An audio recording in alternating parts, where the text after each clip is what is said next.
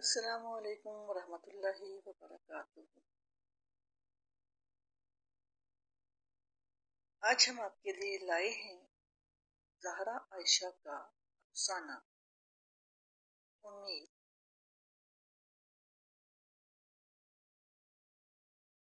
سامعین کرام، اگر آپ نے اس چینل کارواں کو ابھی تک سبسکرائب نہیں کیا تو التماس ہے اس چینل کو سبسکرائب کر کے گھنٹی کا بٹن دبا دیں،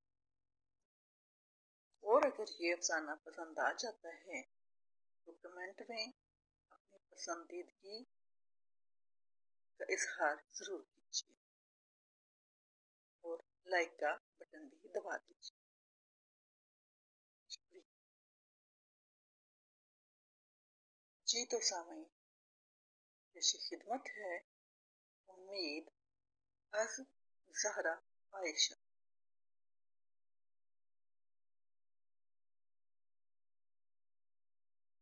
رات کے وحشت ناک سناٹے میں بارش کی چھم چھم ارتعاش پیدا کیے ہوئے تھی۔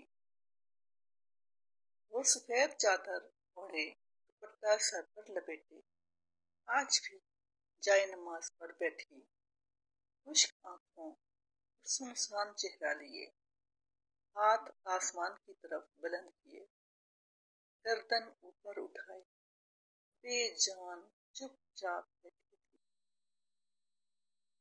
الا الا، دروازے کے اس پار سرگوشی سنائی دی۔ وہ فوراً مسکرائی اور اٹھ کھڑی ہوئی۔ الا الا، نکاہت اور مردہ سی آواز پھر سے آئی۔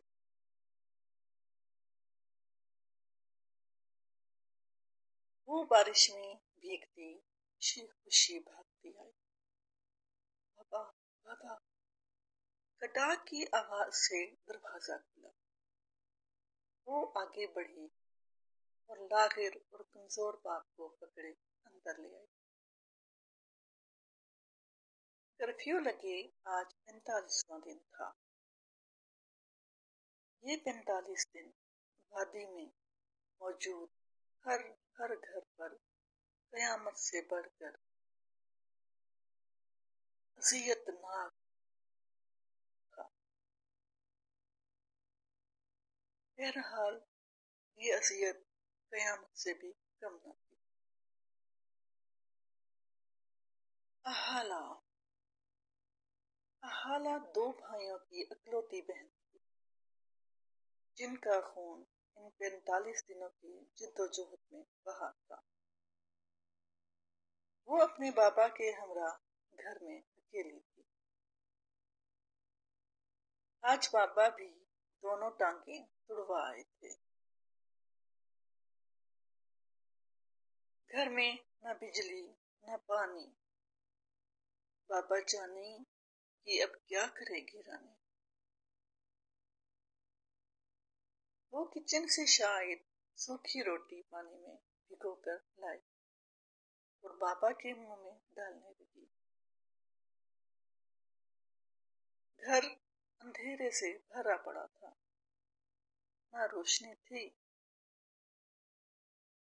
اور نہ ہی انہیں اس کی روشنی کی تمنا تھی۔ بھارتی درندے ان گھروں میں دھاوا بول دیتے جہاں کوئی روشنی نظر آتی۔ آلہ آلہ، میری بیٹی، دیکھو میں کتنا بدقسمت ہوں۔ سوچو بھلا، مجھ سے بڑھ کر بھی کوئی بدقسمت ہوگا۔ بابا نے اسے ہاتھ سے پکڑ کر بٹھایا۔ وہ اس کے ہاتھ کی تپش محسوس کر کے سمجھ گئے بیٹی سخت بخار کی کیفیت میں ہے، مگر کچھ نہ بولے، شاید بول کر خود مزید اذیت نہ لینا چاہتے ہوں گے۔ بابا بابا، اللہ کی مدد ہمیں ضرور ملے گی، صبر کیجیے۔ وہ حوصلے سے مسکرا کر بولی۔ تمہیں معلوم ہے میری جان، وہ گویا ہوئے،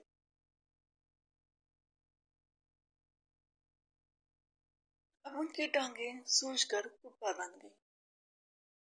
جی جی بابا جی، بولی۔ وہ کمبل سے ان کی ٹانگیں ڈھکنے لگی۔ جب کربلا کے میدان میں علی اصغر کی شہادت ہوئی تو امام حسین رضی اللہ تعالی عنہ نے خود انہیں دفن کیا۔ جانتی ہو کیوں؟ وہ آنکھیں میچ کر پھر سے بولے، تاکہ ان کی لاش کی بے حرمتی نہ ہو۔ وہ پھوٹ پھوٹ کر رو دیے۔ احالہ آنسو بہانے میں ان کی ہم نوا تھی۔ آج میں نے دیکھا وہ درندے میرے بیٹوں کے لاشوں پر بھی ٹھڈے مار رہے تھے۔ وہ ظالم مجھے میرے جگر گوشوں کی لاشوں کا وارث بھی نہ بننے دے رہے تھے۔ کیا تمہیں معلوم ہے میری جان، میں ہمت ہار چکا ہوں، میں تھک چکا ہوں۔ کاش کاش میری جان، کاش ہم تم بھی اب نہ رہیں۔ آنسو، درد، تڑپ اور بے بسی انہیں نہ جینے دے رہی تھی نہ مرنے۔ بس کر دیں بابا، بس کر دیں، امید پہ قائم رہیں۔ جب بچپن میں امی جان چلی گئی تھیں نا، امی جان چلی گئی تھی نا، تو میری زندگی بھی یوں ہی بے بسی کا شکار تھی۔ میں بھی جینے کا حوصلہ ہار بیٹھی تھی، مگر پھر سب کچھ ٹھیک ہو گیا۔ میرے بھائی مجھے ہر غم کو دور کرنے میں مدد دیتے رہے۔ آج میں ہوں آپ کے ساتھ، ہمت کیجیے، انشاءاللہ ہم ہاریں گے نہیں۔ میرے بھائیوں کا خون رنگ لائے گا۔ میری احالہ، میری بیٹی، میں اب بہت شدت سے تھک چکا ہوں، بس اب تم اپنا خیال رکھنا، ورنہ تم بھی مر جانا۔ مگر خدا را بھائیوں کا مان اپنے ہمراہ لیے مرنا۔ میری بچی، اب میں سونے لگا ہوں۔ میرے بابا، آپ دیکھنا پاکستان سے فرشتے ہماری مدد کو آئیں گے۔ اب تھک گئے ہوں گے، سو جائیں۔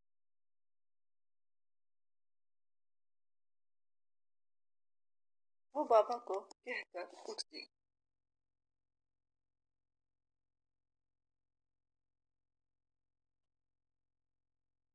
وہ کھٹکی بابا نے اسے پکڑ رکھا تھا۔ احالہ، تمہیں میری قسم ہے، مر جانا، اس گھر سے باہر نہ جانا، کسی کو پتہ نہ چلے کہ تم اکیلی ہو۔ بابا بہت سختی سے بولے اور سختی سے اس کا ہاتھ جھٹک دیا۔ چلو اب سو جاؤ۔ انہوں نے اسے بستر کی طرف اشارہ کیا۔ وہ پاپا کا ہر حکم ماننے کی عادی تھی، فوراً بیٹھ گئی اور سو گئی۔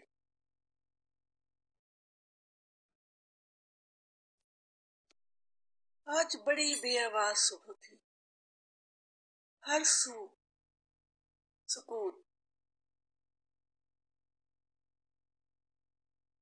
اور ماحول میں अनजाने सी बू रची थी। शायद शहीदों के खून की बू थी। हर गली हर घर को शहीद का घर होने का एजाज हासिल था। न चिड़ियां चहचहा रही थीं, न बादे सबा मुस्कुरा रही थी। रात की बारिश अब थम चुकी थी। उसे याद आया, जब बारिश बरसती तो वो अपने सहन की मिट्टी की खुशबू को सूंघना अपनी खुशकिस्मती समझा करती। मगर अब ये मिट्टी भी सिर्फ खून को खुद में समाकर जज्ब करने की आदी हो गई थी। अपनी बू तो देना भूल ही गई।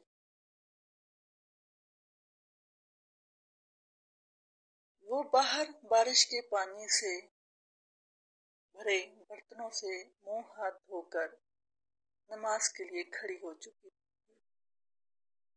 बाबा, बाबा उठें, मैंने आपके लिए कीमा बनाया है। फिर अभी नमाज, मैंने आपके लिए कहवा बनाया है। फिर अभी नमाज भी तो पढ़नी है। वो कहवा लिए आ बैठी। बाबा, बाबा, बाबा जानी, वो हड़बड़ा गई। अब वो बाकायदा उन्हें झंझोड़ रही थी। बाबा उठें, बार बार उन्हें वो उठाती थी। ये आपने मेरे साथ क्या किया? मेरे बाबा जी, मैं अब क्या करूंगी? मेरा कौन सहारा है? बस करें बाबा, उठें। अम्मी और भाइयों की तरह मुझे छोड़कर ना जाएं मेरे बाबा। दोपहर हो चुकी थी। वो रो रो कर निढाल और बार बार बाबा को बुला रही थी। बचपन से लड़कपन और अब वो 20 साल की उम्र तक हर बार हर हर चीज उसके जहन में पूरी फिल्म की तरह चल रही थी। फिर आखिर वो होश में आई। सहन में नरम जगह कौन सी होगी, वो सोच रही थी। वो बेलचा लिए नरम मिट्टी को चीरने लगी। पहले काफी सारी जगह खुदी, फिर बेलचे से मिट्टी उठा उठा कर पास ढेर करती, साथ रोती और उसे याद आया, मर जाना, घर से बाहर न जाना। या इलाही, मैं मजबूर हूँ। मेरे बाबा ने मुझे कसम देकर मजबूर कर दिया है। या इलाही, मुझे हिम्मत दें, मैं ये काम कर लूं। या परवरदिगार, मुझे तौफीक दें कि मैं ये काम कर लूं। परवरदिगार, सारा मोहल्ला सुनसान है, हर घर में मातम है, गली में वो दरिंदे फिर रहे हैं, बाहर कैसे निकलूं? मगर ये गुनाह है तो परवरदिगार माफी अता कीजिए। या इलाही, मदद फरमाए, हिम्मत अता कीजिए। अब वो उठ गई। असर की नमाज के बाद 21वीं सदी की निहत्ती, बेबस, मजबूर मगर बाएतमाद, खुददार और वादा वफा लड़की अब वो करने जा रही थी जिसको देखकर चश्मे फलक जमीन तड़प उठे और सोगवार फिजा मिनमिना उठे। बाबा को चारपाई पर जैसे तैसे वजू करवाया कर उन्हें उन्हीं कपड़ों पर सफेद चादर लपेट कर वो उन्हें कफन पहना चुकी थी। त्र त्र डस डस गोलियों की आवाज में महल से मोहल्ला गूंज उठा। शायद भारतीय कुत्तों ने किसी घर पर धावा बोल दिया।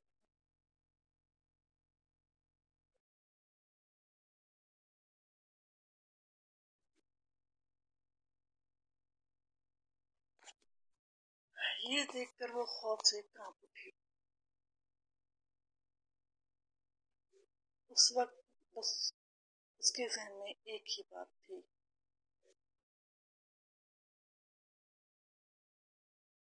सिर्फ एक ही बात थी कि वो अपने पापा को बेहुरमती से बचाए और पापा को सुपुर्द खाक करना चाहती थी। वो चारपाई घसीट कर सहन के दाएं जानिब उस कब्र के पास लाई जो घंटों की मेहनत से उसने तैयार की थी। जैसे जैसे बाबा को जमीन पर जैसे तैसे बाबा को जमीन पर लिटाने में कामयाब हुई। जमीन पर बिछा मोम उसकी मजबूत रस्सियों की मदद से एक डंडे से इस तरह बांधा था कि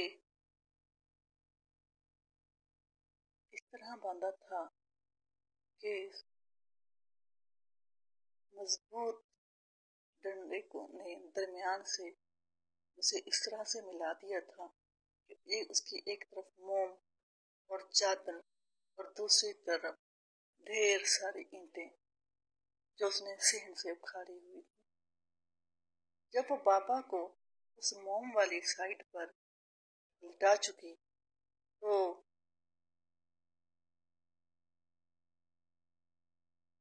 ऊपर डंडे की सम ईंटों को खड़ा कर दिया।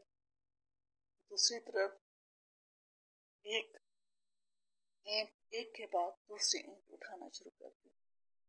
जो जो ईंटें कम होती जाती मोम की साइड से जमीन की तरफ बढ़ती जाती। थोड़ी ही देर में वो बाबा को कब्र तक पहुंचा दी। अब चूंकि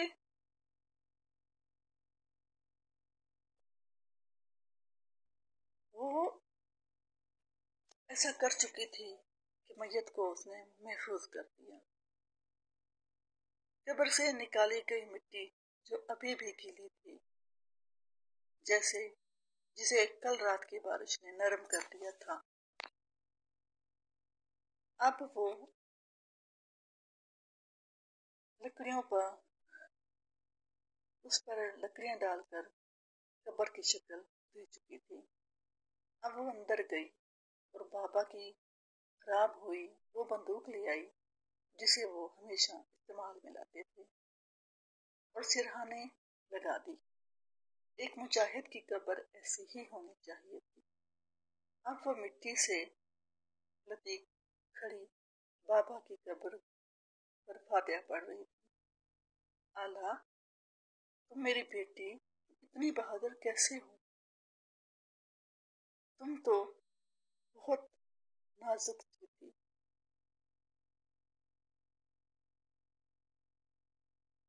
मेरी जान, ये सब कैसे हुआ? छोटे दिल वाली थी तुम तो। तुमने ये सब अकेले ही कर लिया। शाबाश मेरी आला, तुम वाकई खुदा की तरफ से वो रहमत हो जो मेरे आंगन में आज नेमत बनकर उतरी है। वो दुआ मांगते हुए रो रही थी। आंसू बारिश की बूंदें धो रही और कोई आवाज, हाँ, पापा की आवाज उसके कानों में गूंज रही थी। वो हमेशा उसे अच्छा काम करने की हौसला अफजाई करते। वो दिल ही दिल में जवाब देने लगी। खत्म। शुद्ध। जी तो सामईन, आपने आयशा ज़हरा का अफसाना उम्मीद सुना। उम्मीद है कि आपको ये अफसाना पसंद आया हो। अगर आपको ये अफसाना पसंद आया है तो बराए मेहरबानी घंटी का बटन दबा दीजिए। शुक्रिया।